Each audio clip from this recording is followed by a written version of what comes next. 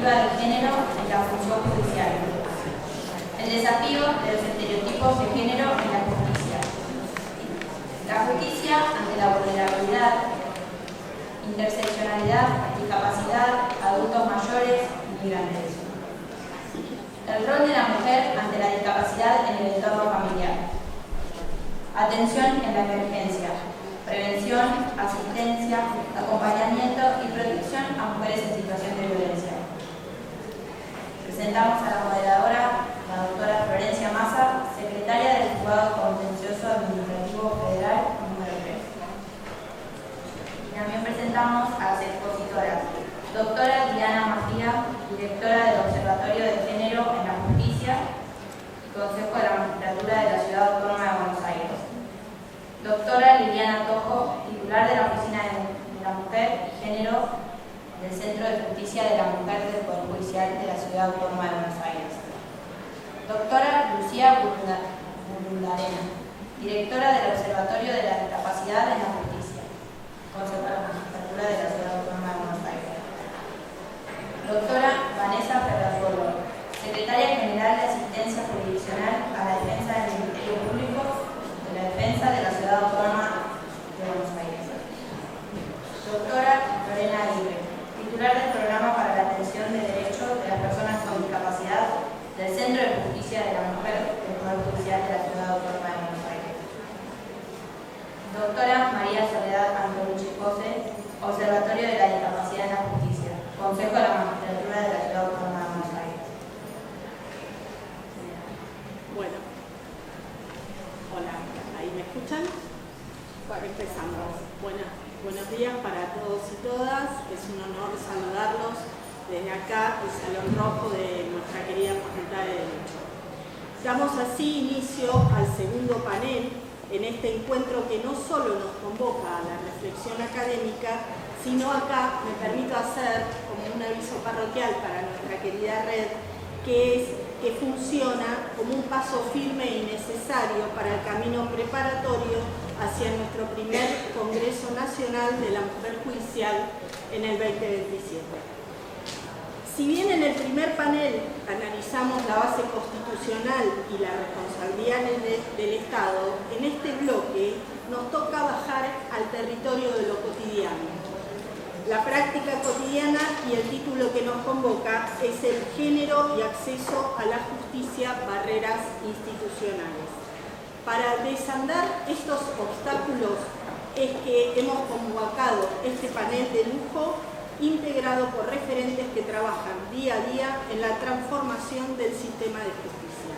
Iniciamos entonces el segundo panel con la exposición de nuestra querida Diana Mafía. Es doctora en Filosofía por la Universidad de Buenos Aires y doctora honoris causa en 4 universidades de Argentina y una de España. Directora de los programas de actualización, género y derecho y debates feministas en los derechos, ambos dictados en esta casa de estudios, y autora de numerosas publicaciones. Actualmente es directora del Observatorio de Género en la Justicia del Consejo de la Magistratura de la Ciudad Autónoma de Buenos Aires. Querida Diana. Muchas gracias por la presentación. Siempre más extensa de lo que pido. Lo merece. No, que siempre, cuando es muy largo me parece un obituario. Y a lo mejor nos están adelantando, lamentamos la pérdida de Diana. Bueno, antes, voy a leer para ser breve y concisa, pero antes quiero, sin que se cuente mi tiempo, decirles que, anoche soñé con Carmen Argibay. Un privilegio haberla tenido amiga, pero un privilegio haber soñado con ella. Soñé que veníamos al encuentro, a la jornada del brazo, estábamos llegando un poco tarde, porque ella caminaba más despacito que yo, y cuando llegábamos al frente yo le decía, ¿bailamos, Carmen? Dale, me decía ella. Así que mientras hablo, quiero que piensen que está Carmen Argibay acá bailando con nosotros.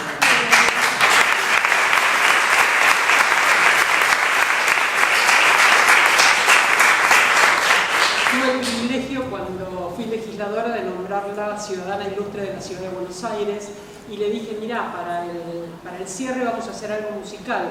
Tengo una orquesta de cámara de música barroca y tengo un grupo de rockeras que se llama Las Taradas.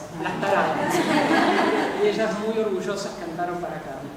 Ante todo quiero agradecer a mis compañeras de la Red de Mujeres en la Justicia, sobre todo la persona de Cali Estefanía y de Agustina O'Donnell, que fue la que me transmitió la invitación, y al Consejo de la Magistratura, en nombre de Gabriela Zangaro.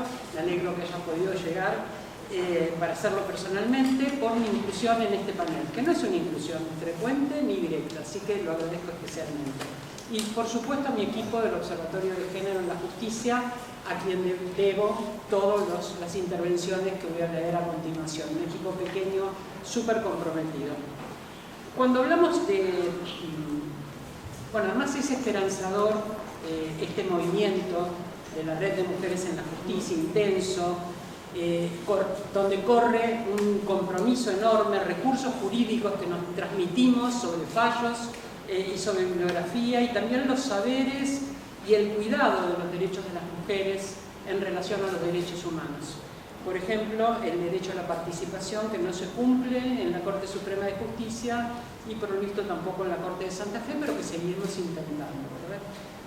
Cuando hablamos de perspectiva de género, tenemos que pensar que un punto fundamental que surgió en las 2 mesas anteriores es el impacto diferencial por género, de las normas, de las intervenciones, etc. Y yo quiero solamente aludir al impacto diferencial por género, tanto por acción como por omisión, en la falta de las transferencias judiciales a la Ciudad de Buenos Aires. Una falta mezquina que tuvo un origen claramente de adversidad política, que hace que las más perjudicadas sean las mujeres. Una mujer que se tiene que divorciar, pelear la tenencia de sus hijos, que sufre violencia sexual, que sufre violencia económica, amenazas, va a tener que dividirse, jibarizarse en cada delito, pero además desintegrarse en las múltiples jurisdicciones en las que tiene que litigar. Es absolutamente injusto, y además es injusto que se considere la justicia de la Ciudad de Buenos Aires una justicia de menor cuantía que implique una capitis diminutio para cualquier juez o jueza de la nación. Eso nos afecta especialmente a las mujeres, solo mencionarlo. Muchas son las barreras que afectan el acceso a la justicia de amplios sectores de la población, pero afectan en especial a las mujeres y diversidades sexogenéricas. Conocer nuestros derechos, comprender su alcance, cuando se vulnera un derecho, identificar al sujeto o institución responsable, entender que su vulneración puede ser objeto de una demanda judicial, conocer los procedimientos para llevarlo adelante, tener los recursos para hacerlo y sostener el proceso, son algunas de esas barreras. Pero una vez que se han atravesado, todavía quedan otras, menos visibles para las justiciables, que tienen que ver con la aceptación o no de los testimonios y las pruebas, y sobre todo con su valoración. Un ejemplo muy central de esta barrera son los estereotipos, que es el tema al que quiero dedicar y está en nuestra mesa. Y por nuestra función como Observatorio de Género en la Justicia, me quiero referir especialmente a los estereotipos de género. El efecto de los estereotipos de género tiene un fuerte arraigo en la cultura y por defecto también en la justicia, que en nuestro sistema democrático es el poder más conservador. Su concepción parte del origen del Estado moderno y tiene una vigencia que se agudiza en momentos políticos como el presente. Los efectos son fundamentalmente 2.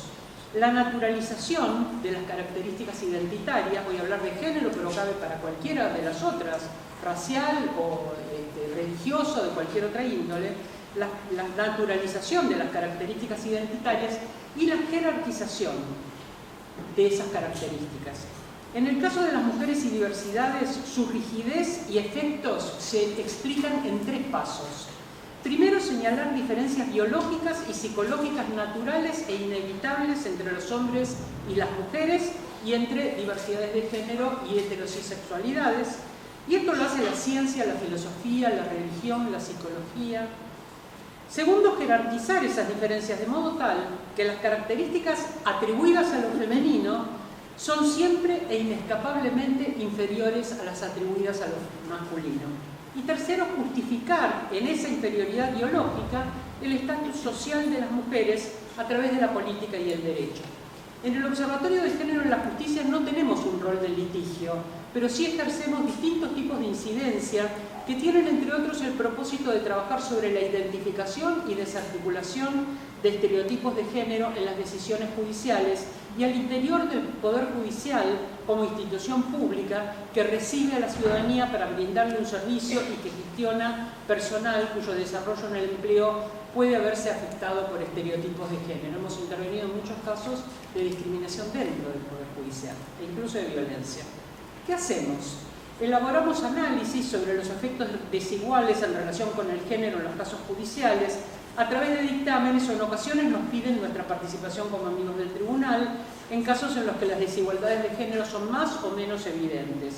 A su vez brindamos capacitaciones como para operadores del derecho y elaboramos publicaciones anuales y recomiendo mucho pasar por la mesa de Juzgaires que está afuera. Hay una colección de género en las publicaciones del Poder Judicial. Esa colección de género tiene un libro por año de las investigaciones ya desde hace 14 años que hemos creado el Observatorio de Género, un libro por año de presentación de las investigaciones que hacemos en el Poder Judicial de la ciudad. Entonces, elaboramos esas publicaciones anuales para contribuir a los debates actuales de las relaciones entre género, derecho y acceso a la justicia. Asimismo, coordinamos un programa de inclusión laboral al que aludió esta mañana Genoveva para personas travestis y trans. Lo hacemos junto con el Centro de Justicia de la Mujer, no sé si está Cecilia por acá, pero bueno, lo hacemos, en las capacitaciones colabora el Centro de Justicia de la Mujer y también el Centro de Formación Judicial de la Corte Suprema de Justicia, del Tribunal Superior de Justicia. Coordinamos entonces ese programa de inclusión laboral para personas travestis y trans en el Poder Judicial de la ciudad, que tiene como uno de sus efectos erradicar prejuicios en relación con esa población. Quiere decir que tiene que ver con brindar la posibilidad de acceso al trabajo de personas travestis y trans, pero tiene que ver con la experiencia de trabajar cotidianamente en un centro, en un espacio laboral tan particular como es la justicia, como es un juzgado o una oficina del Consejo, con una persona travesti trans, tener esa cercanía, ese trato humano, valorarla por encima de la etiqueta trans, que es la forma en que actúa el prejuicio y el estereotipo. Algunos ejemplos. Nos presentamos como amicus curiae en un caso de restitución internacional en que la Cámara había dado por supuesto, en base a que la niña llevaba el apellido de ambos progenitores, que la madre tenía suficiente autonomía, porque se había logrado poner su apellido, era autónoma en todo lo demás, y el carácter para haber consentido una mudanza internacional para la que no había prestado su acuerdo, mudanza de su hija, ¿no? En este caso el tribunal no solamente desoyó a una de las partes, sino que en base a prejuicios hizo una lectura de la prueba que desestimaba la vida profesional de la mujer de la pareja, que desconocía el criterio que debe regir en estos casos, que es el centro de vida, y que le otorgaba mayor valor a la decisión unilateral del varón de la familia. Otro ejemplo, adherimos al pedido de juicio político a 2 jueces que se valieron de estereotipos para desestimar una denuncia por abuso sexual de una niña, porque entendieron que el hecho de que la víctima haya aceptado un regalo de su abusador implicaba que la relación sexual era consentida, independientemente de la edad de la niña. En el caso, además, usaron citas doctrinarias arcaicas que de algún modo ponían en evidencia que sus criterios sobre el consentimiento eran mucho más laxos. Consentimiento es un tema fundamental. Consentimiento y reparación son 2 temas fundamentales conceptuales para analizar la violencia sexual. Eran más laxos de los que indican los desarrollos doctrinarios contemporáneos. Estos mismos magistrados, en otro caso fuertemente cuestionado, daban cuenta de su desconocimiento inexcusable del derecho a la identidad de género, además evidenciaban una mirada sobre las personas trans que configuró un supuesto de parcialidad. Ambos jueces fueron recusados por haber brindado un dato discriminatorio a una imputada trans, desconociendo su identidad de género autopercibida, resolviendo en función de prejuicios basados en dicha identidad. Se refirieron a ella como un imputado con tendencias homosexuales y la trataron con un pronombre masculino, el acusado, en lugar de preguntarle cómo quería ser tratada o dirigirse a ella con el pronombre femenino, que además figuraba en su documento nacional de identidad porque había hecho el cambio registral, o sea que figuraba en la causa con su nombre femenino.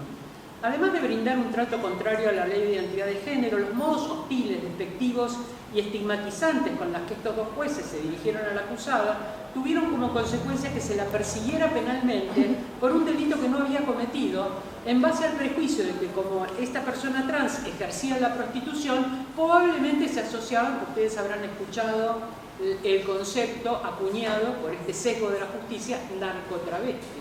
Narcotravesti implica, si sos travesti ejercés la prostitución, y si sos travesti y ejercés la prostitución, distribuís cocaína, y esto configura un rótulo, un estereotipo con el cual se penaliza, y hay montones de trans en la cárcel precisamente por ese tipo de consideración. Presentamos dictámenes en múltiples casos de violencia laboral contra mujeres en los que persisten estereotipos en relación con aquello que deben tolerar las trabajadoras, incluso las trabajadoras policiales, en el ámbito en el que desarrollan sus tareas, especialmente por parte de sus jefes varones, aunque no exclusivamente. El poder es el poder.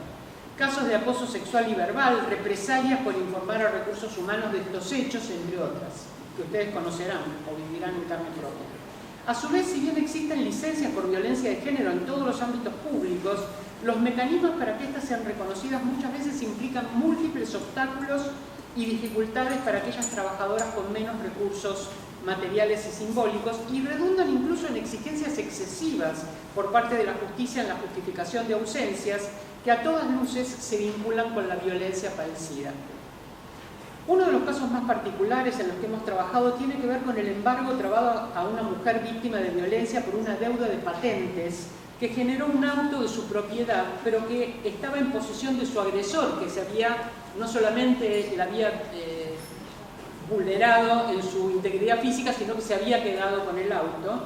Él era el que se había quedado con el auto, y la aplicación neutral de una norma, las patentes, ella figura como dueña, se le imputan las patentes en deuda, la aplicación neutral de una norma que trata de igual manera a todos los contribuyentes dio como resultado que una víctima de violencia de género se viera perjudicada múltiples veces por hechos que había denunciado frente a la administración en más de una ocasión. Si bien la norma no es problemática en sí misma, es una norma que nos trata como iguales, en su implementación concreta implicó un perjuicio en contra de la víctima, en tanto le exigía presentar informaciones al fisco que ya había presentado en otras dependencias públicas en un contexto de mudanzas forzadas por la situación de violencia, de sustracción del auto por parte del agresor y de precariedad económica por tener a 2 hijos a cargo sin apoyo de su progenitor. Me avisás cuando falten 2 minutos, así si tengo que saltear no pierdo el final. El Observatorio de Género conduce a su vez una serie de investigaciones que buscan visibilizar el impacto concreto de los estereotipos de género sobre las vidas reales de las personas que quieren acceder al servicio de justicia. Un ejemplo está inspirado en las dificultades que advertimos en el caso del travesticidio de Diana Zacayán para la averiguación por parte del cuerpo médico forense de las causales del travesticidio. Usaban 2 siluetas, una de cuerpo de varón y una de cuerpo de mujer, porque no había silueta de cuerpo travesti. Si tengo que juzgar, como indica la Corte Interamericana de Derechos Humanos, si hay violencia contra la diversidad, entre otras cosas por la cantidad y ubicación de las heridas en el cuerpo, ¿esto qué significa? Me pasa, no sé, alguien judicial me pasa una servilleta y yo me acuerdo de algo. Digo lo del travesticidio y cierro, me quedan 2 minutos. Bueno, este libro sobre cómo trabajamos primero con el cuerpo médico forense de la Corte de la Ciudad de Buenos Aires y luego con todos los cuerpos forenses del país a través de la red de la JUFEJUS, es un libro específico que está en JUSBailes, invito a que lo vean y que vean allí otras de las investigaciones. Voy a concluir simplemente diciendo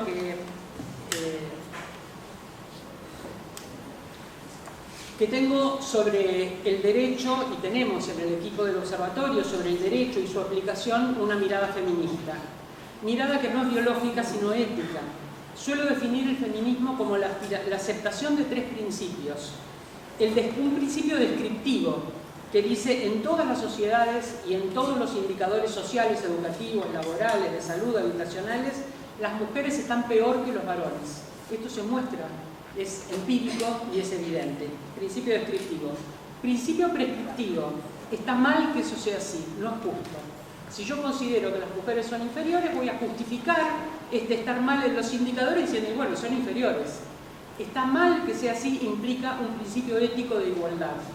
Y es un principio prescriptivo, no debería ser así. Y finalmente un principio práctico, un principio de praxis. La praxis feminista es mucho más difícil que la teoría feminista. La teoría feminista se enseña. La praxis feminista es una responsabilidad individual y colectiva. ¿No es así, doctora? Gran maestra. El principio práctico dice, me comprometo a hacer lo que esté a mi alcance para no reproducir y, si puedo, para revertir esa desigualdad. Esto dice el principio. Es un compromiso humilde, modesto. En mi vida cotidiana puede ser la crianza de mis hijos, la escuela, la cooperadora o el servicio de justicia, pero me comprometo a hacer lo que esté a mi alcance para no reproducir y, si puedo, si tengo poder para eso, revertir esta desigualdad. Son 3 principios con los que todas las personas, no importa su genitalidad o sus hormonas, podemos revisar nuestras conductas. Y cuanto más responsabilidades tenemos, más obligación moral de adoptar una praxis que no reproduzca formas de opresión. Y sobre todo una visión interseccional, como bien se mencionó en la mesa anterior, de una visión interseccional de las identidades, porque no todas las mujeres tenemos la misma condición y deben distinguirse condiciones de clase, género, etnia, edad, discapacidad, condición migrante, condición de prostitución, etcétera, como bien explicó Marcela Basterra. El feminismo es la revolución más pacífica y amorosa para cambiar las relaciones de poder. Quizás por eso se ha transformado en el gran enemigo de quienes representan la concentración arbitraria de privilegios y la crueldad violenta para preservarlos. Como ejemplo de la batalla cultural para derrotar el ideal de una sociedad de cuidados donde ningún ser humano está excluido, quiero terminar con otra definición, que no es la mía, sino la del reverendo Frank Robertson, que fue candidato ultraconservador a presidente de Estados Unidos. Hoy vemos otros, pero con las mismas ideas ultraconservadoras, y no solo en Estados Unidos. Esa definición del feminismo dice así, y con esto termino. El feminismo es un movimiento socialista que alienta a las mujeres a dejar a sus esposos, matar a los niños, practicar la brujería, destruir el capitalismo y hacerse lesbianas.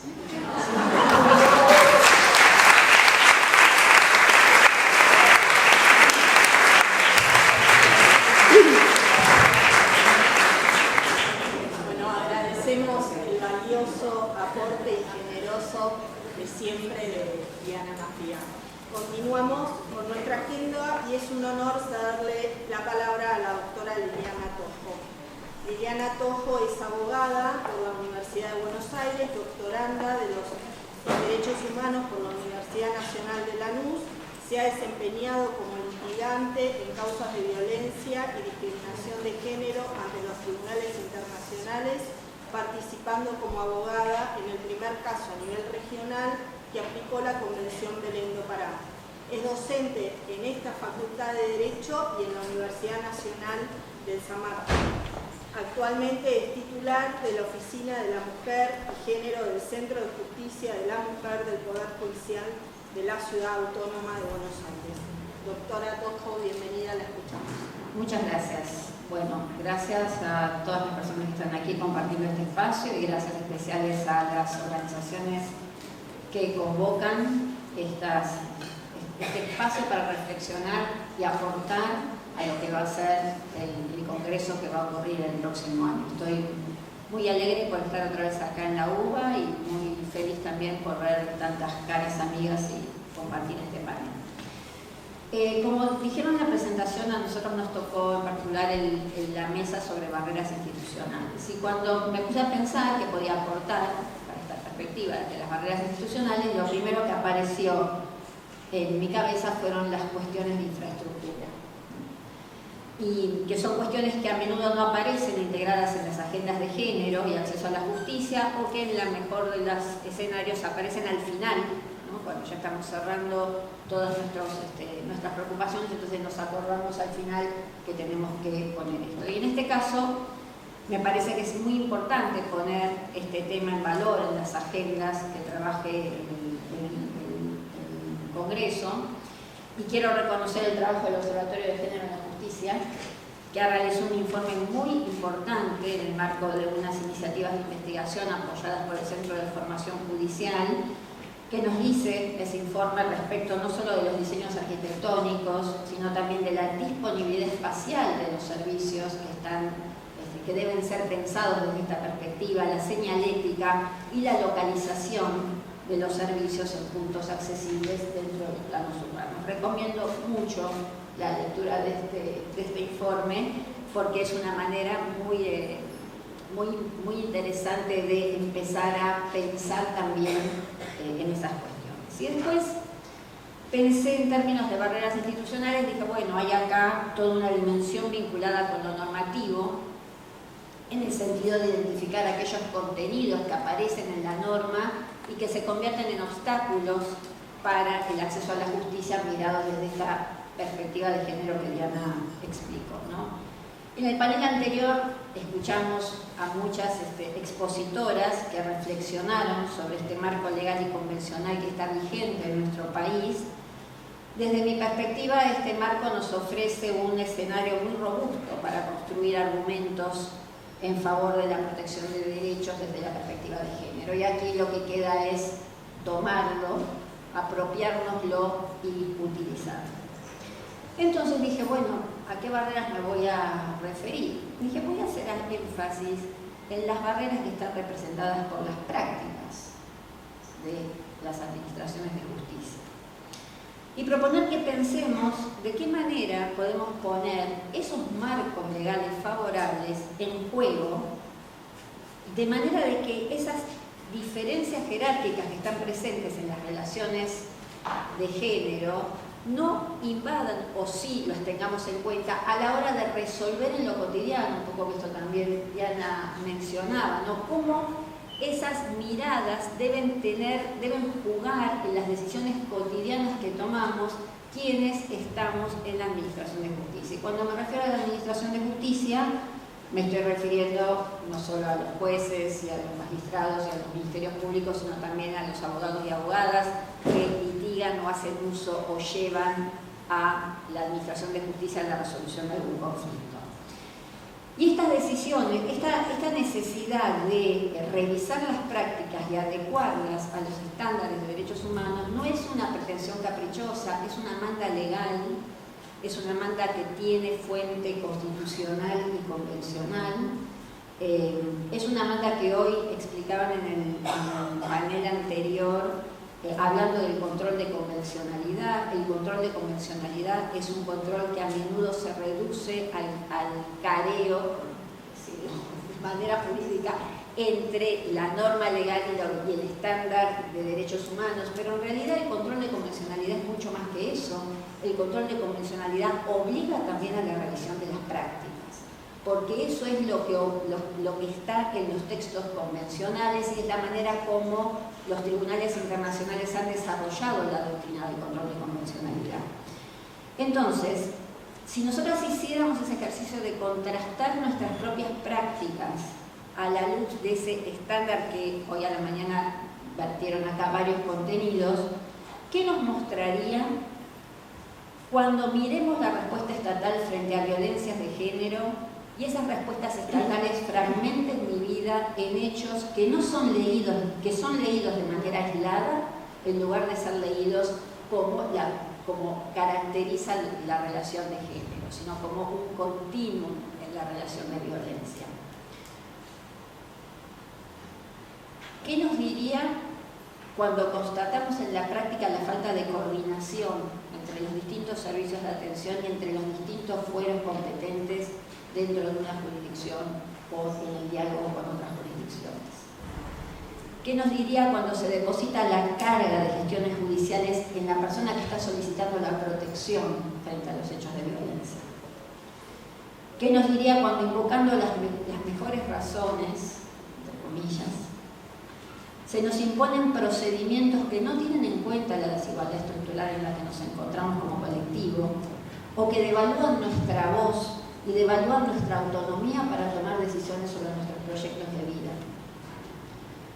¿Qué nos diría cuando se entienden que las cuestiones de género quedan reducidas al ámbito de lo doméstico político o de lo familiar, como si esa fuera la única dimensión en la que nosotros proyectamos nuestras vidas.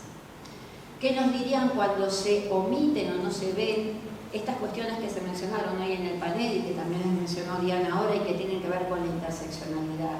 Esa manera en que confluyen los distintos ejes que conforman nuestras identidades y construyen una forma de discriminación específica que no es la sumatoria de distintas dimensiones, es algo diferente, es algo construido a partir de esa intersección que se da.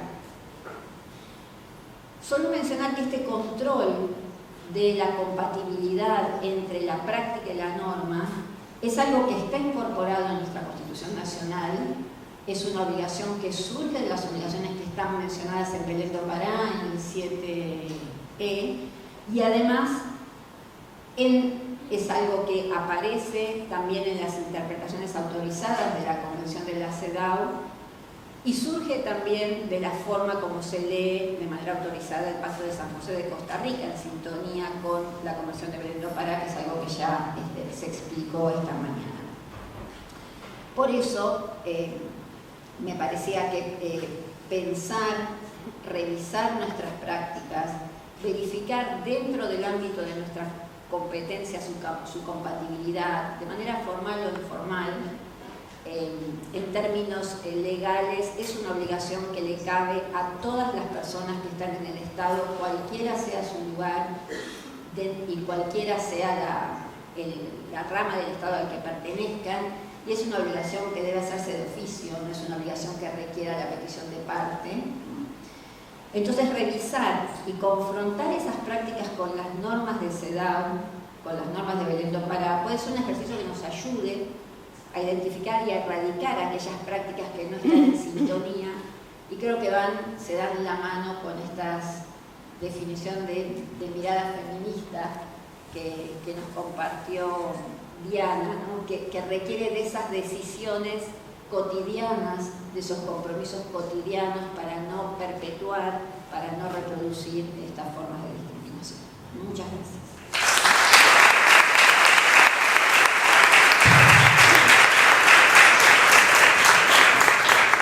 Muchas gracias, Liliana, por tan interesantísima exposición.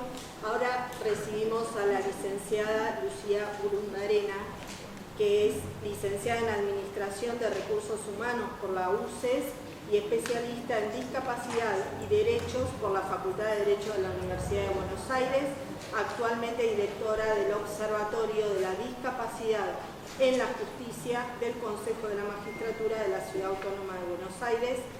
Adelante, licenciada. Bueno, muchas gracias. Gracias a la doctora Zangaro, a la doctora Segura y a la red por esta invitación. Para mí es un honor estar en este panel con estas compañeras del panel tan significativas y con quienes además hacemos un trabajo cotidiano buscando siempre esta eliminación de barreras y esta interacción que se arma entre nuestros trabajos. Me parece que escuchándolas iba pensando, ¿no? Cambiando el rumbo de lo que venía a traer. Así que gracias por la invitación, por estar acá compartiendo con ustedes, y un poco estos cambios que hice mientras las escuchaba viene de la mano con el trabajo que venimos construyendo en el Observatorio de la Discapacidad. Este área de discapacidad viene en funcionamiento desde el año 2006. El mismo año en que se aprueba la Convención sobre los Derechos de las Personas con Discapacidad. Hoy miro para atrás y no fue casualidad, empezamos a construir desde ese año sin saber en la justicia de la Ciudad Autónoma de Buenos Aires todo lo que íbamos a recorrer después y cuántas barreras íbamos a derribar a partir de ese momento.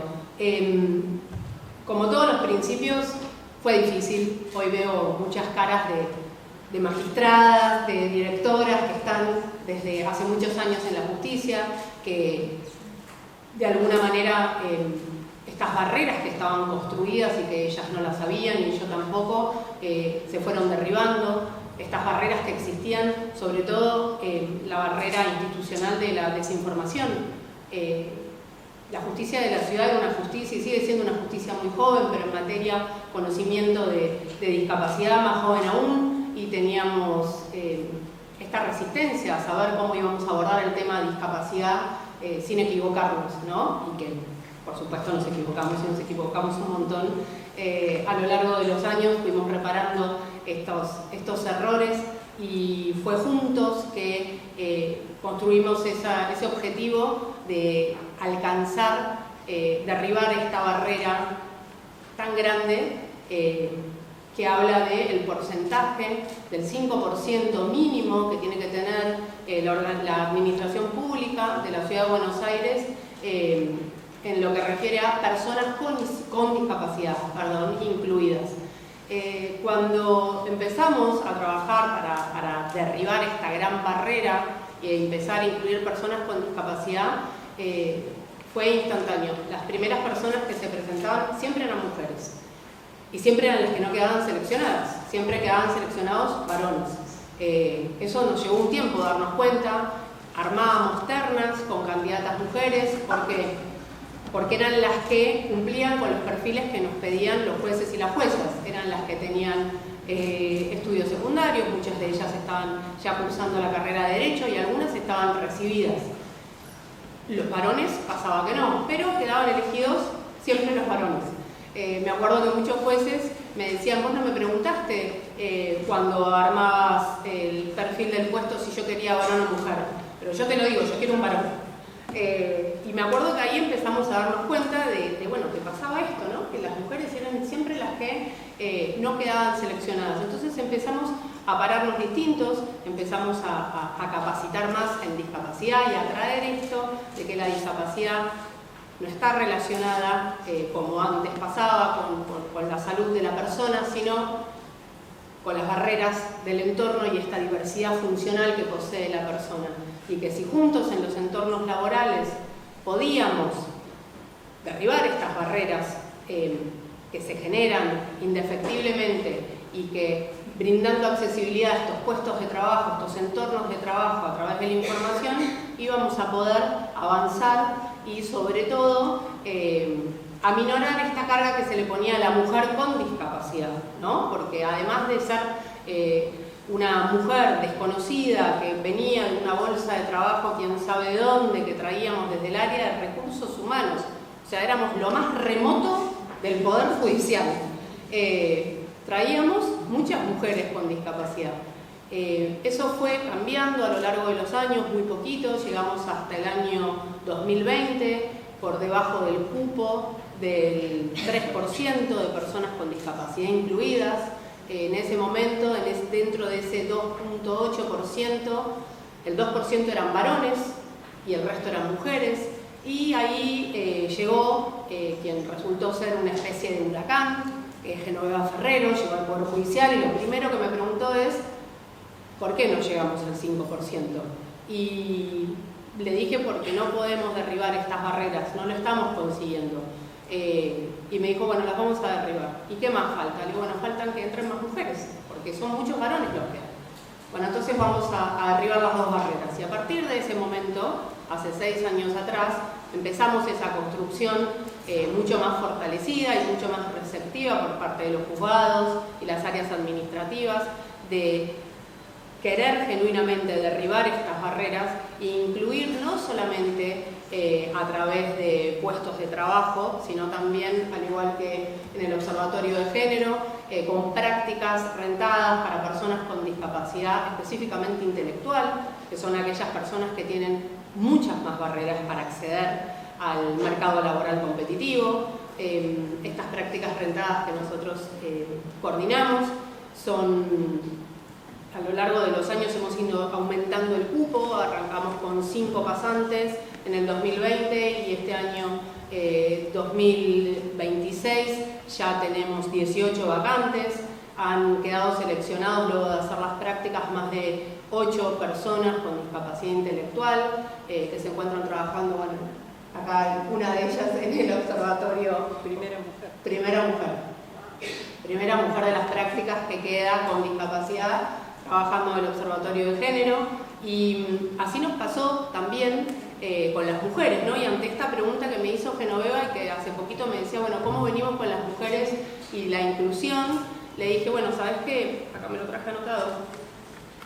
Ya superamos el cupo del 5% el año pasado, que cuando no llegábamos siempre era como esta zanahoria de qué va a pasar, no sé, alquilaremos el Luna Park cuando lleguemos, y cuando pasamos el 5 dijimos, no, bueno, ahora hay que ir por más, hay que ir por el 6, hay que ir por el 7. Empezaron a aparecer juzgados que nos dijeron, ¿sabes qué? Me resultó muy bueno el perfil que me enviaste, hace un ratito me lo dijo una jueza penal, es un gran perfil, vamos a ir por otros más, ahí está, Betty.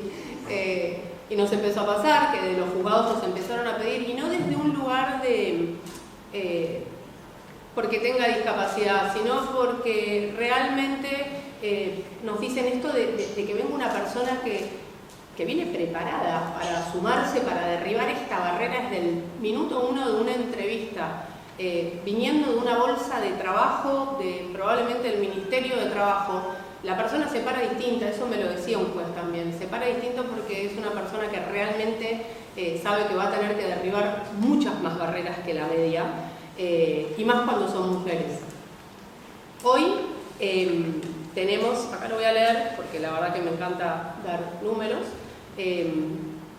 tenemos más funcionarias mujeres con discapacidad que varones. Eso también fue un gran logro, obviamente construido por todo el organismo, porque nosotros desde el observatorio, una de las áreas lo que hace es la búsqueda, selección de perfiles, pero después la posibilidad de crecimiento y hacer la carrera judicial la dan las propias áreas y obviamente las propias personas que buscan cómo ir posicionándose.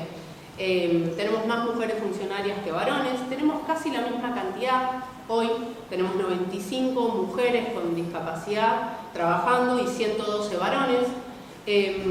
Tenemos muchas mujeres que están estudiando la carrera de Derecho, eso también es algo muy positivo, que notamos que empezaron a aparecer, ¿no? Más esta demanda de, bueno, queremos más posibilidad de crecimiento en nuestras empleadas, los propios jueces, las juezas, llamándonos de, bueno, podemos cambiar el horario, ¿cómo hacemos? Tiene que hacer algo que antes no pasaba, ¿no? Esto de, bueno, anotate en el horario donde haya lugar. Ahora no, vemos este cambio del otro lado del mostrador de áreas que acompañan también esta posibilidad de crecimiento en las mujeres con discapacidad. Hay algunos casos que fueron muy notorios y muy determinantes para nosotros como observatorio. El caso de Sol, que está acá en la mesa. Sol entró a trabajar en un juzgado hace muchos años. Ella trabajó un montón de tiempo y me acuerdo que yo me la encontraba cuando este observatorio empezó a tomar color y me decía, yo me quiero ir del juzgado y quiero ir a trabajar con ustedes.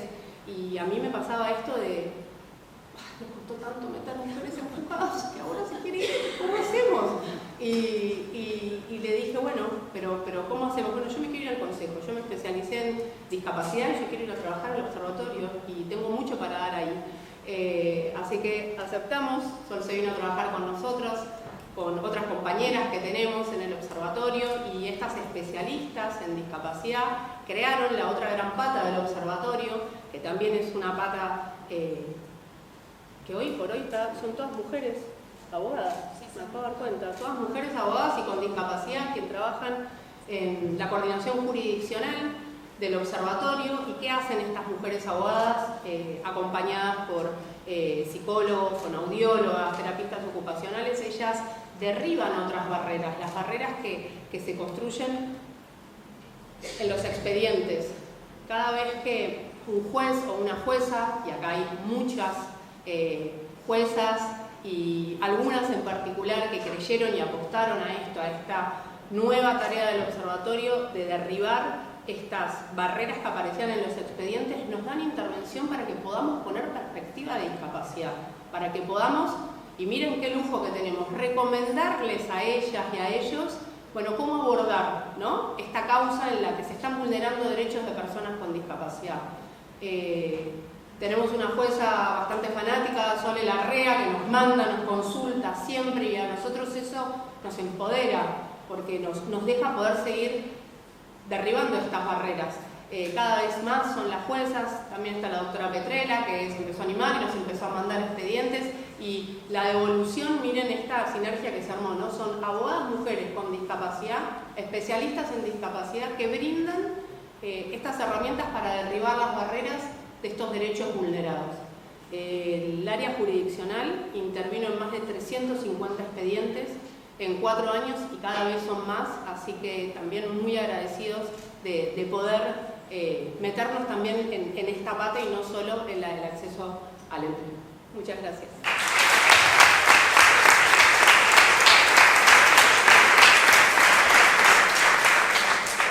Agradecemos la solvente y generosa aporte que nos ha brindado la licenciada Arena, pero seguimos con Vanessa Ferrazuolo. Ella es abogada, egresada de la Universidad de Buenos Aires, magíster en Derecho Penal y egresada de la Universidad Austral, además de docente de esta casa de estudios. Actualmente secretaria general de Asistencia Jurisdiccional a la Defensa del Ministerio Público de la Defensa de la Ciudad Autónoma de Buenos Aires. Doctora. Bueno, buenos días todavía, no iba a decir buenas tardes, pero bueno, son nadie. Así que buen día. Primero voy a hacer eco de los agradecimientos al Consejo de la Magistratura, a la Red de Mujeres por la Justicia, al Centro de Justicia de la Mujer, que ya la veo a Ceci, es un orgullo que se siga encaminando esta tarea hoy en día y que siempre nos, de alguna manera, aglomere a hablar de estos temas. Gracias, no te veo, pero sé que estás por aquí porque ya adelante. Felicitaciones por la nueva sede.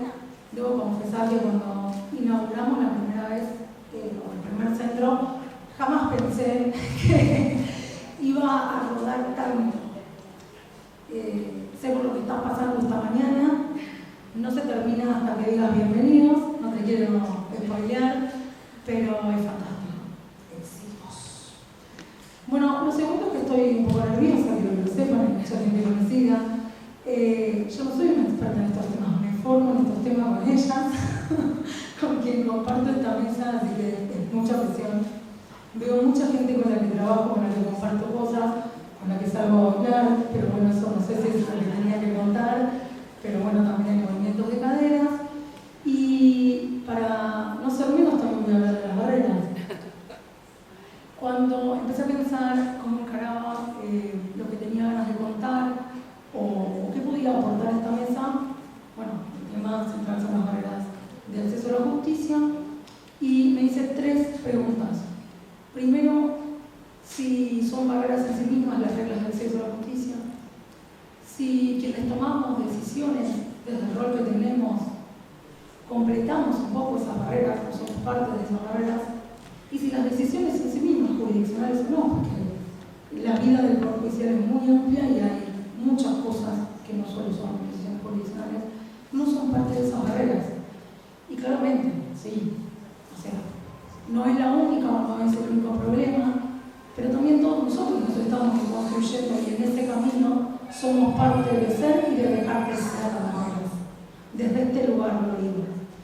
Y entonces entré como a ver si podía desatar un poco estas preguntas, y entre las reglas de acceso a la justicia están aquellas que se vuelven muy rígidas, como el ordenamiento del proceso y la participación de las víctimas en el proceso.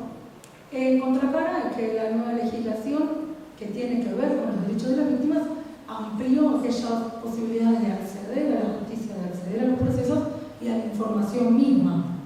Pero queda como medio dicotómico ahí, ¿no? Como que, ¿qué pasa en la realidad muchas veces? La gente se acerca a los juzgados de la fiscalía y lo primero que les contestan o que reciben como información es que tienen que mandar un mail para pedir la información, o que tienen que llamar por teléfono. Ni hablar cuando les dicen venga con un abogado, preséntese como parte querellante. Pero bueno, no son los más. Ahora, sin perjuicio de lo que les contesten, lo que sucede es que los mandan a sus casas con otra carga, que es la de mandar el mail, que por ahí no van a contestar porque no lo vieron. Entonces, lo que suele suceder es que este modo de acceso a la justicia es excluyente. Nos invita a retirarnos y no a quedarnos y a saber qué pasó. La mayor cantidad de la gente quiere saber qué pasó con la denuncia que hizo. No quiere ser parte de un proceso. les es hostil el proceso. Pero sí quieren saber qué pasó, qué va a pasar con ellos, si tienen que volver a decir algo o no. Este tipo de información tiene que poder ser accesible para estas personas. Y otra pregunta que me hacía tenía que ver con las decisiones. Las decisiones, cuando se basan en conceptos estancos, que le muchas veces, pero estancos, tienden a reproducir situaciones como una prisión domiciliaria que pide una madre que tiene hijos menores puede ser rechazada porque total esos hijos los cuida otra mujer. O pudo ser rechazada en algún momento porque basándonos en que era la madre reproducíamos el rol de cuidadora de esa mujer. El TCJ contestó maravillosamente y yo voy a parafrasear, sobre todo dando cuenta que la doctora Ruiz ya se fue porque me voy a tomar la licencia de parafrasear, dijo algo así como, muchachos, esto no es perspectiva de género, es ignorancia. Ahora bien, ¿qué hacemos? Porque para que alguien diga, che, me parece que le pifiamos, en algunos casos hay que llegar a estar más alto tribunal. El otro inconveniente, o la otra cosa que yo analicé para generar este escenario, son las cuestiones que nos piden las denuncias. Pero las decisiones, los roles que cada uno cumple. Ahora, estos roles ya están asignados. Estos roles tienen funciones y está bien que así sea. Está bien que haya cuestiones de política criminal para tomar en cuenta y está perfecto que haya planteos de defensa que ponen en crisis si la denuncia tiene o no la cantidad de pruebas necesaria y que haya fiscales que digan, bueno, a ver, con esto no llegó a intimar. Todo eso está perfecto porque también es parte del juego del proceso. Lo que tendríamos que poder evitar, si fuera posible, o lo que podemos empezar a trabajar, como esas barreras que se difuminan, se levantan, las barreras se levantan, no se corren, bueno, las barreras, son aquellas cosas en las que se puede trabajar transversalmente y generar espacios en donde se escuche, se evalúe y se sostenga que es aquello que la víctima que viene a denunciar un hecho de violencia, o no, porque hay víctimas de delitos a las que les pasa lo mismo, que no están cosas en un círculo de violencia, esperan de esos procesos y esperan de nosotros como actores de esos procesos o actrices de esos procesos. En estos casos, lo que a mí se me ocurrió pensar fue cómo hacer para que la información que están requiriendo de todos nosotros llegue de manera clara, precisa, ordenada, pero también eficiente. Eficiente tiene que ver con que las personas que vienen a solicitar información no necesariamente quieren más que esa información, necesitan tenerla. Eficiente significa que puedan entenderla. Eficiente puede significar muchas más cosas. Estas son las que yo listé. Significa que puedan tomar decisiones a través de esa información. Si quieren ser parte o no. Si van a estar, si se van a oponer o no a una salida transitoria. Si entienden cuáles son las pautas de conductas con las que están sometiendo el proceso a la persona que denunció. Si esperan resultados cuáles. Porque también muchas personas esperan resultados de nosotros que nosotros no podemos darles. Los resultados en un proceso son procesales, no estructurales. Y esto también hay que saber explicarlo. Porque si no, también siempre estamos como en deuda. Nunca llegamos al estándar que se espera. Pero también hay que ver qué se espera. ¿Qué se le explicó a esa gente? ¿Qué podemos darle? Que a veces es un montón y a veces es nada. Pero existe, hay. Y se puede trabajar de esa manera. Yo imaginé o entiendo que esto puede tener 3 situaciones. La primera es básica y es fortalecer los equipos que trabajan con el acceso al público y señalar de qué manera ¿sí? generar esa atención al público, qué información dar, qué argumentos tener, tal vez equipos que solo hagan eso, no me maten, yo sé que no tenemos gente que todos hacemos todo, eso lo sé, pero tal vez hay que poder focalizar en esto.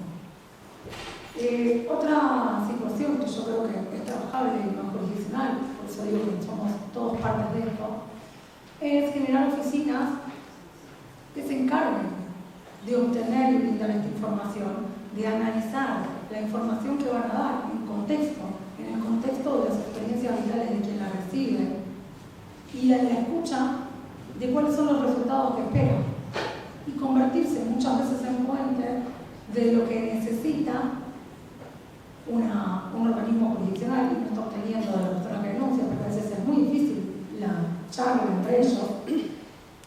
Y al revés, lo que está esperando o lo que está necesitando esa persona de este organismo. Y la tercera, y no menor, es que existan espacios de patrocinio jurídico gratuito para estas personas. Porque las que sí quieren ser parte no siempre pueden acceder. Que haya una víctima representada en un proceso genera un equilibrio procesal positivo para todas las partes. Porque genera que todos tengan la misma información, que llegue de la misma calidad, que tenga la misma traducción y que las partes que se entienden entre sí puedan hablar el mismo idioma y traducirse las lenguas.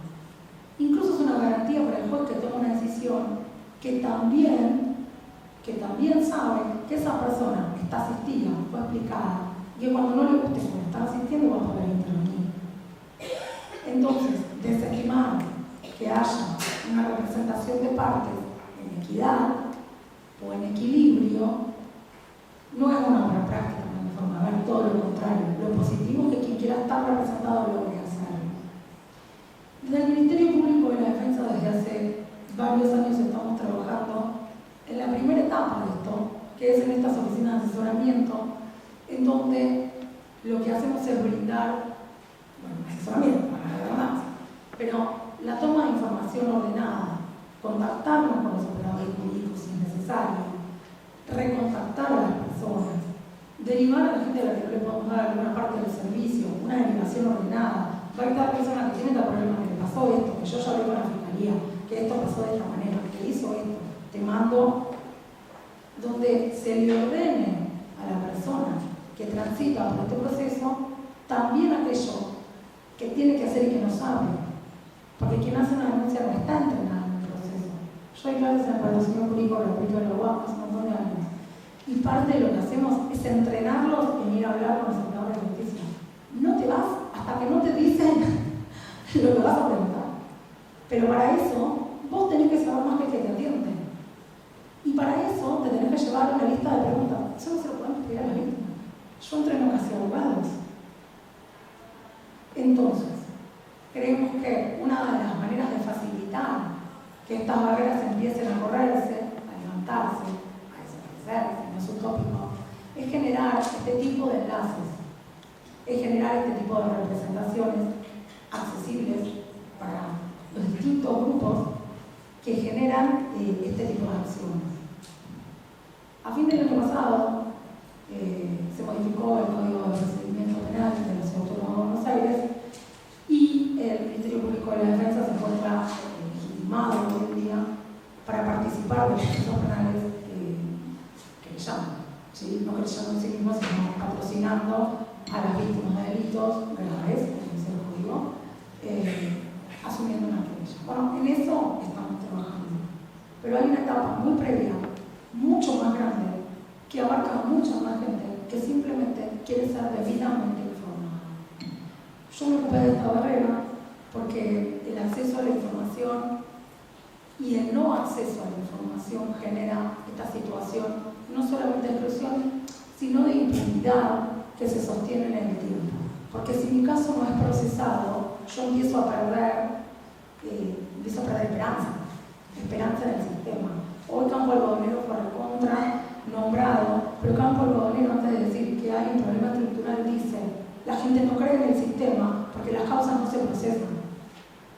Y si yo no tengo noticia de que mi causa fue procesada y tuvo la solución que tuvo el final que tuvo, pero tuvo un final, alguien la leyó, no confío en el sistema. Y esto trae responsabilidades para el Estado. Responsabilidad a título de Estado Nacional, Entonces, como todo se conecta con todo, cuando empecé a escuchar Sara de la Varga dije, chao, bueno, se me voy a cargar otra cosa. Y después dije, bueno, no, por ahí tenemos varias barreras que analizar. Los dejo con mi análisis y le doy la palabra a la persona que sigue.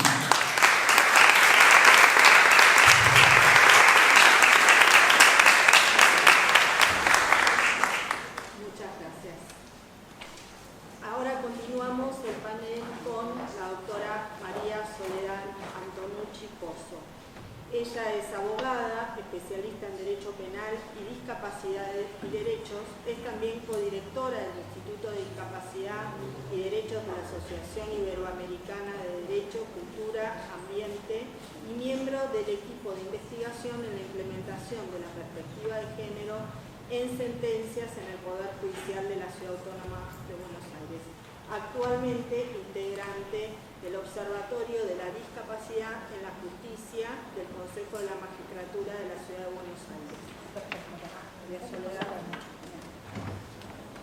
Bueno, muchas gracias por la presentación, muchas gracias por la invitación, especialmente a la Red de Mujeres para la Justicia. Estoy muy honrada a todas estas mujeres. Ahí estoy viendo a Ángeles Valerio. Muchas gracias, doctora. Muchas gracias, doctora Zangaro. Perdón. Volvemos atrás, doctora Zangaro. A la doctora Cecilia Segura, que está allá. Yo no saben que yo soy fan de todas estas mujeres, así que estoy muy feliz y muy privilegiada. Así que voy a hablar un poquito desde mi perspectiva, de mi travesía a lo largo de mi vida, ¿no? Porque yo considero que no se puede hablar de derechos de las personas si no partimos de la base de la diversidad que nos constituye como seres humanos. Con esta premisa, si bien habitamos corporalidades diferentes, dentro de esas corporalidades tenemos la certeza de que todas las personas gozamos de los mismos derechos. Entonces entiendo que esta diversidad es muchas veces más política que pragmática. ¿Y por qué digo esto? Porque al hablar de corporalidad diversa, estoy generando un juego de antagonismos en el cual por un lado está la corporalidad diversa y por el otro lado la normal. Entonces, prefiero hablar del cuerpo disidente a todo aquello que se impone como norma. Esta norma social, que es un velo que esconde el ejercicio del poder abusivo que avasalla la dignidad y la individualidad de las personas. Y hablo de esto en este encuentro porque son muchísimas las barreras que enfrentamos a aquellos cuerpos que parecemos no encajar dentro de un sistema social en el que vivimos. Un sistema que esconde esta disparidad encorsetándonos bajo el lema de todos somos iguales. La discapacidad, entendida desde el modelo social vigente, se considera como el resultado entre la interacción de una persona con una o varias diversidades funcionales y las barreras que propone el entorno. Esta definición encuentra sustento en la Convención Internacional de los Derechos de las Personas con Discapacidad, que es un tratado que tiene jerarquía constitucional. Este tratado está cumpliendo ahora 20 años, y si bien obviamente hubo cambios, hubo modificaciones sobre la mirada de la discapacidad, esta convención fue realmente innovadora y revolucionaria porque por primera vez se dejó de hacer foco en la persona y se empezó a hacer foco en el entorno. Y esta convención, siguiendo esta línea, nos trae otras novedades sobre la propia forma de nombrar a las personas que habitamos corporalidades disidentes. No resulta caprichosos los usos adecuados en torno a la discapacidad, porque como nombramos a alguien, también le estamos constituyendo su identidad personal. Ya no se hace foco en la persona, sino en el entorno. Ya no se determina al ser humano por su diversidad funcional. Yo soy Soledad, soy trabajadora judicial y tengo una discapacidad. No soy discapacitada, porque no es mi única identidad, no es lo que me define, no es mi forma de nombrarme. Yo tengo una discapacidad y me enfrento a las barreras que me propone el entorno. Y esto nos hace responsables a todos, las personas, porque por un lado se deja de victimizar, culpabilizar y tratar de corregir a la persona con discapacidad,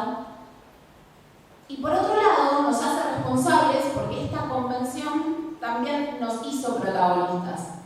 La Convención establece nada de nosotros sin nosotros. Le faltó ser un poco inclusiva, aunque sea su traducción al español, así que vamos a ayornarle el lema de nada de nosotras, las personas con discapacidad sin nosotras. Y esto también se plantea como una novedad, porque parece extraño que aún al día de hoy se tenga que aclarar que sí, nosotras, las personas con discapacidad, somos capaces, autónomas, que elegimos nuestro plan de vida, que decidimos sobre nuestro propio cuerpo. Y durante años esto se sabe que no fue considerado así. Históricamente los cuerpos disidentes hemos sido sistemáticamente callados y sometidos, arrojándonos a una situación de vulnerabilidad. Y siguiendo esta coherencia de que tenemos cuerpos disidentes y no diversos y que somos personas con discapacidad y no discapacitadas, también el término grupo vulnerable me hace mucho ruido porque no considero que exista un grupo vulnerable per se, sino que se encuentra en una situación de vulnerabilidad. Está vulnerado el grupo porque el sistema de poder lo posiciona así. Se le avasalla los derechos, se lo objetiviza, se lo mercantiliza, se lo somete. Entonces, resulta preciso entender que las mujeres con discapacidad somos un grupo doblemente vulnerado e excluido. La Convención de los Derechos de las Personas con Discapacidad también lo entiende así. Existen estadísticas que establecen que las personas con discapacidad que trabajan ganan menos que sus contrapartes sin discapacidad y a su vez que las mujeres con discapacidad que trabajan ganan menos que los varones con discapacidad. Esto demuestra claramente la doble barrera a la cual nos enfrentamos las mujeres con discapacidad en relación a nuestro desempeño dentro de la sociedad. Hoy fui invitada a participar de este encuentro y me enorgullece mucho la tarea que hace la Red de Mujeres para la Justicia. Entiendo que es una red que entendió que la única forma de que se achique la brecha de desigualdad en el goce de los derechos es comprometiéndose, siendo y haciendo parte, visibilizándonos. Las mujeres judiciales sabemos lo difícil que fue y que es romper con patrones dentro del propio sistema, que nos limitan. El llamado techo de cristal nos recuerda que debemos esforzarnos mucho más sobre adaptarnos y a veces resignarnos para llegar a ciertos espacios y ciertos reconocimientos. Como contó Lu, yo soy abogada egresada de esta casa de estudios, soy trabajadora judicial desde el año 2012. Yo entré a trabajar en la justicia porteña gracias a una medida de acción positiva, que es el cumplimiento del cupo laboral de las personas con discapacidad dentro de la ciudad de Buenos Aires. En ese momento me contactó la licenciada Lucía Burungarena, que habló recién, y que desde hace mucho tiempo ella estaba comprometida por el cumplimiento del cupo de la manda constitucional, que en definitiva era el ocuparse del cumplimiento de los derechos de las personas con discapacidad. Ella es el ejemplo de que no es suficiente la letra de la ley, es necesario que además haya personas como Lucía que crean en esa norma y que se ocupen humanamente de hacerla cumplir. La doctora Genoveva también es una mujer líder dentro del Poder Judicial y entendió la importancia del impulso de políticas públicas en torno al cumplimiento de los derechos de las personas con discapacidad y propulsó la consolidación del hoy llamado Observatorio de la Discapacidad dentro del Poder Judicial. Pero no solo eso, Genoveva sigue permanentemente y activamente trabajando en estas políticas públicas en el goce efectivo de todos nuestros derechos. Gracias al trabajo de Genoveva, de Lucía y de todo el Observatorio de la Discapacidad, del cual yo soy parte, acá también está la coordinadora, la licenciada Agustina Torres, la coordinadora general. Creo que es un gran trabajo que estamos haciendo porque seguimos creciendo y seguimos derribando barreras dentro del Poder Judicial. Las menciono a Lucía y a Genoveva no solo porque las admiro, sino porque creo que las considero también referentes. Yo creo que son mujeres que también decidieron ser parte y no mirar al costado.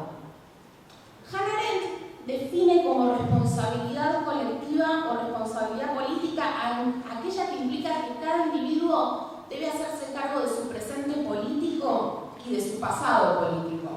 aunque no haya intervenido en él.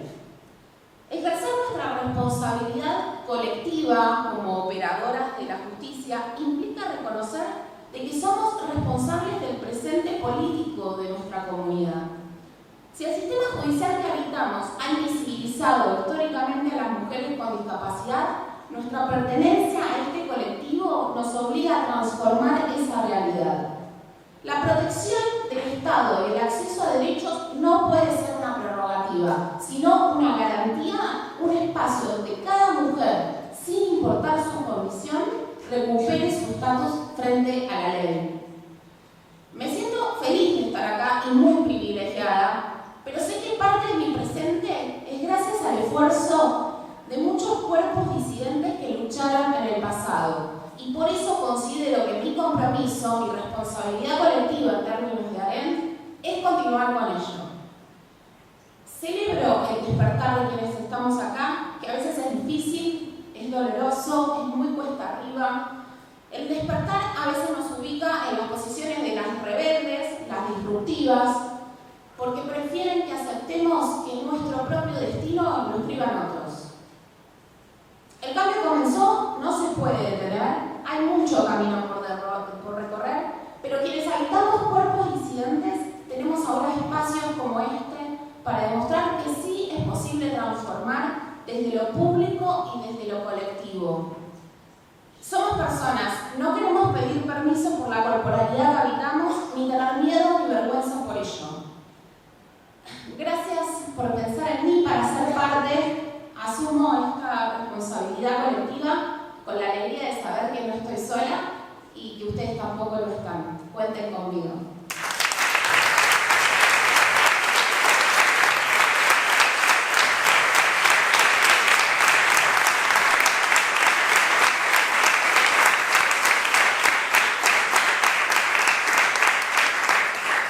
Bueno, creo que un privilegio esta exposición para todos y escuchar que una mujer joven tome con tanta fuerza y tanta solidez este lugar. Así que, bárbaro, te felicito. Muchas gracias por lo de joven. Acá somos todas jóvenes. Todas. Bueno, ahora para concluir este fabuloso panel, nos va a hablar la doctora Lorena Aguirre. Ella es abogada de la Facultad de Derecho de esta universidad, diplomada en Igualdad y No Discriminación de esta Casa de Estudios, especialista en Derecho Constitucional, Derechos Humanos y Minorías de la Universidad de Bolonia y militante por los derechos de las personas con discapacidad. Actualmente es titular del programa para la atención de los derechos de las personas con discapacidad del Centro de Justicia de la Mujer de la Ciudad Autónoma de Buenos Aires. Bienvenida, Lorena, te escuchamos. Gracias, buenos días. ¿Se escucha? No. Ahí. ¿Sí? ¿No? Hola. ¿Ahí? ¿Sí? Sí. Buenos días, qué nervios. Después de todas estas presentaciones, bueno, primero gracias a las organizadoras, a la red, gracias a la doctora Sangaro, gracias a Cecilia Segura, un honor trabajar con Cecilia en el Centro de Justicia y con todas mis compañeras del Centro de Justicia, que son maravillosas.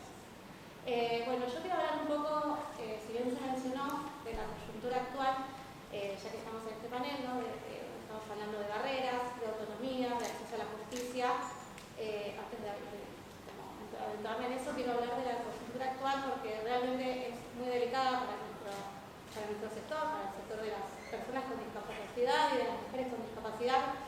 Les cuento que en nuestro país somos, según el último censo, aproximadamente 5 millones de personas con discapacidad, de las cuales por lo menos 4 millones no acceden al certificado único de discapacidad. Ese instrumento fundamental para acceder a prestaciones, a políticas, a derechos, con lo cual eso es gravísimo. Si bien, como se mencionó, en nuestro país también en materia de discapacidad hay una vasta normativa vigente, también es verdad que si bien el reconocimiento es formal, no es real el acceso a derechos. A su vez, de este porcentaje de personas con discapacidad, aproximadamente 1.900.000 que tienen certificado único de discapacidad, la pensión no contributiva por lo menos la tiene más o menos 1.100.000 personas. Una pensión no contributiva estamos hablando de un monto de más o menos 400.000 pesos. Una suma totalmente magra. ¿Quién puede vivir con esa plata? A su vez, en ese contexto hay personas, compañeras con discapacidad, que trabajan en talleres protegidos que perciben mensualmente 28.000 pesos por su trabajo. Creo que ni una comida. Con lo cual el contexto realmente es de emergencia. Por eso incluso en este momento en el Ministerio de Salud hay una marcha de personas con discapacidad reclamando para que se cumpla efectivamente la ley de emergencia como punto de partida. Porque la ley de emergencia establece cuestiones muy básicas que en realidad ni siquiera tendría que haber una ley de emergencia, porque como mencionamos aquí, la normativa es abundante en materia de discapacidad. Tenemos leyes nacionales de cupos laborales, leyes locales, tenemos leyes contra la discriminación, tenemos la convención, que es nuestra Carta Magna. La realidad es que en este contexto no se cumple nada de todo eso. Hay personas con discapacidad que todos los días se mueren y muchas mujeres que la están pasando muy mal en ese contexto. La realidad es que la deserción de las trayectorias educativas de personas con discapacidad es mucho más alta que de niños y niñas que no tienen discapacidad, y más alta aún de mujeres y niñas con discapacidad que no finalizan sus estudios. El acceso al empleo también es mucho más bajo en el caso de personas con discapacidad, y como se dijo acá, si bien lo que pasa en nuestro Consejo de la Magistratura realmente es una excepción a la regla y ojalá se replicase, la realidad es que a nivel nacional es una excepción, no es la regla, porque de cada 10 personas con discapacidad, 9 no tienen trabajo. 9. Y eso es consecuencia de que no se accede a una educación inclusiva, a que actualmente, por ejemplo, también viene la data, no se brindan las prestaciones adecuadas, a que nuestras infancias con discapacidad no cuentan con los apoyos necesarios en las escuelas, a que las familias no tienen empleo o los empleos son precarizados y no tienen acceso a las coberturas básicas, con lo cual esas infancias no cuentan con un acompañante, por ejemplo. Realmente es muy grave la situación actual y por eso quería mencionarla, porque me parece muy importante tener en cuenta que esto que está pasando hoy, porque tal vez no se conoce mucho. Si bien la realidad es que desde el colectivo de personas con discapacidad estamos contentos porque estamos como librando la batalla cultural para que por lo menos nos nombren en los medios de comunicación como personas con discapacidad y no como discapacitadas, como acá decía mi compañera, porque la realidad es que si bien la discapacidad es constitutiva, no es lo que nos define. Entonces es muy importante y el lenguaje es fundamental, no da igual cómo nos nombren, no es neutral, porque a través del lenguaje se representan nuestras ideas, se plasman nuestras ideas. Entonces es muy importante dar esta batalla entre tantas otras que en realidad hoy están poniendo en riesgo a la vida de muchas personas con discapacidad, de muchas mujeres con discapacidad, que además por no acceder a todo esto se ven, por ejemplo, obligadas, que muchas mujeres con discapacidad que tuvieron que volver a sus hogares donde están con personas agresoras, porque justamente no cuentan con recursos económicos, porque tal vez lo único que contaban era con la pensión y actualmente no la tienen. Entonces, realmente es muy compleja la situación. Para poder ejercer la autonomía, para poder ser autónomas, para poder derribar barreras, es importante que haya un contexto que acompañe, que apoye y que justamente se garantice los derechos fundamentales: educación, trabajo, participación política, empleo. Eso es muy importante. La realidad es que si no garantizamos eso, es muy difícil que esas mujeres puedan recurrir a la justicia, porque no tienen resueltas cuestiones fundamentales previas, que no cuentan con la información. Por eso, porque cuando muchas veces se acercan a la justicia, no pasa en el centro de justicia, pero sí en otros ámbitos, se encuentran con diversas barreras. Por ejemplo, esto que hablábamos de la información accesible es fundamental. La llave para acceder a todos los derechos es la accesibilidad, poder garantizar accesibilidad en todos los ámbitos, en todos los entornos en los que nos tenemos que manejar las personas con discapacidad, desempeñar, somos parte de esta sociedad. Es fundamental que se garantice esa accesibilidad para poder ejercer de forma autónoma nuestros proyectos de vida, nuestras planificaciones, qué queremos estudiar, de qué queremos trabajar, si queremos maternar o no. La cuestión de la maternidad, también en el caso de las personas con discapacidad, es un tema controversial en muchos casos, porque piensan cómo una persona con discapacidad, una mujer con discapacidad va a ser madre. Hasta hace poco a las mujeres con discapacidad y a las niñas con discapacidad se las podía esterilizar forzosamente. por suerte se derogó la ley 26.130 y actualmente no está, como digo, no está vigente, pero hasta hace poco eso era posible, sin comunicar de forma accesible el procedimiento médico que se les iba a realizar, sin ninguna información, se las esterilizaba. Y esto pasa en muchos casos a mujeres que estaban internadas en instituciones de salud mental. Si bien no están en las estadísticas, se sabe por incluso informes internacionales, está reflejado que esto pasaba y mucho. Volviendo a nuestro plano local, nosotros en el Centro de Justicia de la Mujer, en el programa de atención a derechos para personas con discapacidad, justamente conociendo toda esta coyuntura, esta situación, lo que hacemos es muchas veces asesorar a todas las personas con discapacidad que vienen al Centro de Justicia. Tratamos de eliminar las barreras. Por ejemplo, este folleto en braille también es una forma de eliminar barreras porque es información accesible. Este folleto además tiene un código QR que lleva a la página web del Centro de Justicia para que las mujeres con discapacidad visual puedan conocer de cómo funciona el Centro de Justicia, de nuestra existencia, de que hay un programa de discapacidad donde se las va a alojar, donde se las va a asesorar de acuerdo a sus derechos, a los derechos que le asisten. Hay muchas personas con discapacidad, como mencioné, que no están debidamente certificadas, con lo cual eso es realmente masivo y habla de que no son reconocidas y que no acceden a lo básico. Desde el programa las asesoramos para que puedan hacer esos trámites, articulamos con diversos organismos, incluso al término del programa atendemos a mujeres que maternan a hijos con discapacidad, en cuyo caso las situaciones de vulnerabilidad en la que se encuentran es mucho más alta porque al no poder acceder a un empleo de calidad, a recursos económicos, se ven obligadas a permanecer en muchos casos en el agresor si no brindamos asistencia económica, si no brindamos los recursos para que puedan acceder a esta pensión, si bien es magra, para sus hijos e hijas.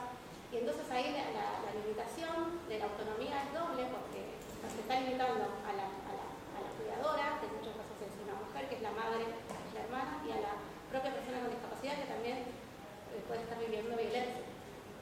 Con lo cual la doble vulneración realmente se ve y se refleja a diario. Por eso desde el programa tratamos de solamente asesorar, de acercar a instituciones, trabajamos de forma articulada con diversas organizaciones, también brindamos los apoyos como las intérpretes de lengua de señas, capacitamos a las compañeras del Centro de Justicia y a las compañeras del Poder Judicial también y de diferentes organismos, porque las barreras en muchos casos son actitudinales y responden a prejuicios que realmente se pueden derribar con una capacitación, con un acercamiento. En muchos casos, si bien somos muchas las personas con discapacidad que habitamos este país, estamos invisibilizadas, hay una jerarquización, incluso en el movimiento feminista, donde a las mujeres con discapacidad nos cuesta mucho poder estar y permanecer y que se nos escuchen nuestras demandas. Sí, por eso a mí me enorgullece trabajar en el programa donde realmente que se contemple esto de que esté en el programa trabajando una mujer con discapacidad, habla realmente muy bien y que entendieron del modelo social de la discapacidad, de lo importante de que cuando se va a abordar cuestiones de discapacidad sean mujeres con discapacidad, en este caso, quienes estén también en los paneles, quienes habiten estos espacios, porque realmente somos privilegiadas de estar acá, porque la mayoría de las compañeras con discapacidad no llegan. Y realmente eso es un gran privilegio. Bueno, les cuento un poco más del programa. El programa, como les digo, brindamos acompañamiento a las mujeres que ingresan al Centro de Justicia, al circuito, que necesitan de asesoramiento, que no acceden a derechos básicos. En muchos casos son madres de infancias con discapacidad, que son quienes se hacen cargo de las tareas de cuidado, quienes tienen que llevar a sus hijos e hijas a las terapias, quienes tienen que brindar ese acompañamiento tan corporal y tan exigente, que en muchos casos les impide poder desarrollar otras tareas, porque es complejo llevar a diversas terapias, y más aún es más complejo si no tenés los recursos económicos, los recursos al alcance de la mano. En muchos casos eso es lo que pasa. Brindamos el asesoramiento para que se pueda garantizar ese abordaje, esas terapias para esas infancias. También trabajamos mucho en accesibilizar los dispositivos, por ejemplo, estamos trabajando, ahí seguimos como con el, por ejemplo, el botón antipánico, que es un dispositivo de protección que parece accesible para las mujeres con discapacidad. Contamos gracias al observatorio con intérpretes de lengua de señas para que cuando vengan a denunciar mujeres con discapacidad auditiva, mujeres sordas, cuenten con un intérprete de lengua de señas, que es una gran barrera comunicacional. También hay un banco de pictogramas, que es un sistema augmentativo de comunicación, también en la página del Consejo, el trabajo del observatorio, de Genoveva Terrero, es un banco de pictogramas, que es un sistema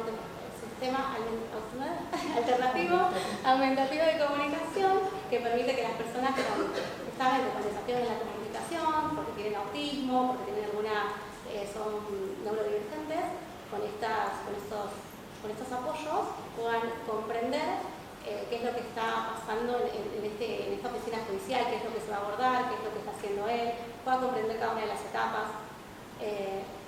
Eso es realmente un aporte muy importante porque es fundamental para este grupo de personas con discapacidad, ¿no?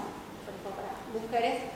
Y en el programa realmente atendemos muchas personas, muchas mujeres que tienen discapacidad intelectual.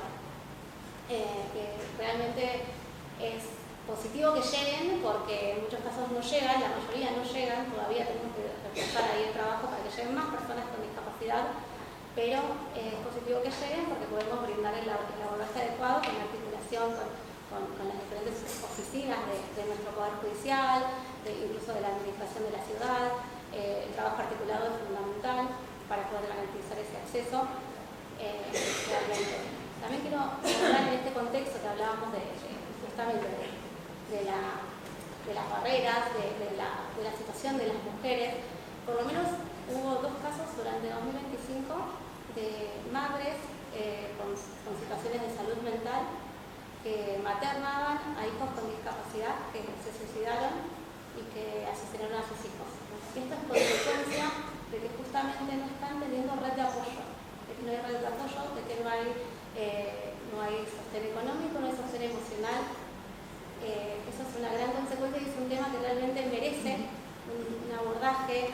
En materia de discapacidad, lamentablemente, no hay muchas estadísticas, con lo cual hay que trabajar ahí también en eso, son pocas, para poder justamente hacer un análisis pormenorizado de estas situaciones que son gravísimas y que responden a esto de no acceder a redes de apoyo y cómo las mujeres somos quienes soportamos toda esa falta de apoyo, somos quienes nos hacemos cargo de estas situaciones, somos quienes tenemos que estar ahí al pie del cañón siempre, pero la limitación y las barreras son mucho más profundas cuando además somos madres con discapacidad. Realmente es muy complejo y es muy necesario que se habiliten redes de acompañamiento, que se generen políticas públicas reales para garantizar la inclusión escolar. Muchas madres que de repente no pueden tener un empleo y no pueden salir de situaciones de violencia porque sus hijos e hijas por ahí hoy no están yendo a las escuelas. Y ese es un espacio donde pueden trabajar, donde pueden incluso relajar un poco la mente de lo que implica ser cuidador de un infancia con discapacidad o de una persona con discapacidad adulta. Entonces es importante que se generen estas políticas para poder justamente garantizar que las mujeres podamos de a poco dejar de poner tanto el cuerpo al servicio y que se garantice, por ejemplo, este derecho al cuidado que se hablaba en la opinión positiva que se mencionó hoy. Es fundamental habilitar espacios, que se trabaje fuerte en ese sentido. Realmente que la situación actual es de mucha gravedad. Por eso celebro que esté este espacio, celebro que nos convoquen, que estemos mujeres con discapacidad hablando acá, las que no nos ajustamos a la norma, las que nunca cuesta tanto llegar realmente. Es muy importante poder habitar estos espacios, poder incluso también habitar las calles, y también les convoco para que ustedes desde sus lugares tomen esta situación que está pasando en materia de discapacidad, que acompañen la lucha, que realmente desde sus lugares, desde como puedan. El cambio es de a poquito, es de granitos, es de cada quien en su espacio. Todas somos agentes de cambio, todas desde nuestro lugar podemos hacer algo para incidir de manera positiva, para ir eliminando estas barreras sociales y desde nuestro Poder Judicial que se sigan generando políticas con como se está haciendo. Realmente es un privilegio trabajar acá y saber que se están creando políticas tendientes a eliminar estas barreras que impiden que las mujeres con discapacidad y las personas con discapacidad en general puedan denunciar, porque pasa mucho que van a la comisaría y dicen viniste solita y se van, la gente no vuelve, porque cuesta mucho denunciar una situación de violencia, pero te cuesta más si tienes una discapacidad y te están cuestionando desde que te subes a un colectivo si tu certificado de discapacidad es vigente o no, si sos disca o no. Y si además después cuando vas a llegar a esa oficina judicial antes y te chocaste un bache en el camino y cuando llegas derribas todas esas barreras y llegas a la oficina judicial que te digan viniste solita, no podés denunciar o no podés firmar, realmente es grave. Por eso celebro que desde el Centro de Justicia esté este programa, que se replique en todos los ámbitos, que haya más capacitación con perspectiva de género y de discapacidad para que se garantice realmente que las mujeres con discapacidad podamos acceder a la justicia, podamos acceder a la información y podamos participar en todos los ámbitos de la sociedad como nos corresponde, y que haya en estos paneles más mujeres con discapacidad dando cuenta de cuál es la situación y dando cuenta de cómo derribar estas barreras para garantizar el acceso, en este caso, a la justicia. Muchas gracias.